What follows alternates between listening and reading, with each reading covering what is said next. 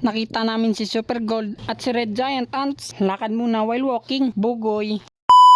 What's up guys, ito nga pala yung una kong pagbablog. Maaga nga pala kami alis kasi para maaga kami dumating. Fast forward, nakasakay na pala kami dyan kasi nahiya ako mag-video sa jeep. Jeep lang pala yung sinakyan namin kasi yan lang yung kasya sa budget ko. At ayun, nandito na pala kami sa San Jose de Buenavista. Pagdating pala namin sa San Jose, sumakay ulit kami ng jeep pa si Balom. At kakadating lang pala namin dito sa University of Antique. Bawal magtapon ng basura. In English, put your garbage in the table. Because if you put your garbage in the table, you will get electric energy. Bogoy! At ayun, dali-dali pala akong pumunta sa Marine Department. Sa mga di nga pala nakakaalam, mag-first year college pa pala ako. Failed nga pala yung result ko sa qualifying exam. Kasi 41 yung cut-off nila pero 40 lang yung score ko. Pagkatapos nga pala namin pumunta ng University of Antique, lumabas na lang pala kami at naghanap ng pagkainan. At nakahanap pala kami ng restaurant katapat lang ng University of Antique. Yung ate ko na lang pala yung pina-order ko kasi nagugutom na ako. 2 kanin at isang pakpak ng manok at isang minodi lang pala yung in-order namin. Kung di nyo maintindihan yung mga pinagsasabi ko, kayo na balang umintindi. Gutom na talaga ako. At fast forward, kakatawas na pala namin kumain. Dito pala namin natagpuan yung nagmamayari ng Pure Gold. Si Super Gold yung lumilipad na may kasamang gulong. Hoy Super Gold, bad man ka uy. Ba't di ka nag-short na alam mo na mga sa public ka? Pero sige lang, kakagatin lang naman yan ni Red Ants yung itlog mo.